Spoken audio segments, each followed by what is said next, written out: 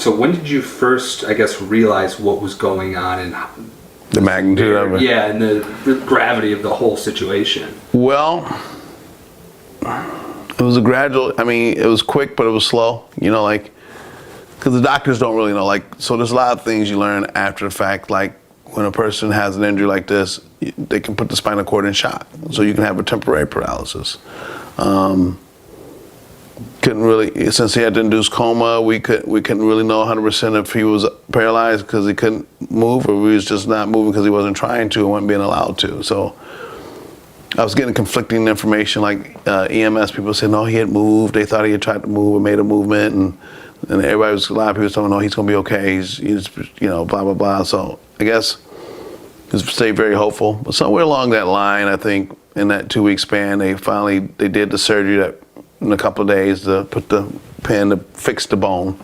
At U of M, their only protocol at the time was to give a massive dose of steroids to try to shock the system into doing something.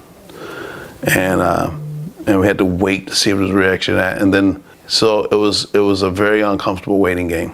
Finally, the neuro doctors come in and they do a test where they take an item or something and put it in the rectal area and see if it squeezes. And that's how they tell if he's responding, and he didn't squeeze. So then they took me and his mom. She had came up, like I said, from Chicago into the waiting area and gave us bad news that he was going to be paralyzed. Didn't really accept it though. At that point, I was devastated. And we were staying every night at the hospital in that same waiting area. And I remember the one night the lights automatically went out and then the emergency light stayed on. I was in a chair that converted into a cot, sitting there against the wall under emergency light. And all of a sudden, it was.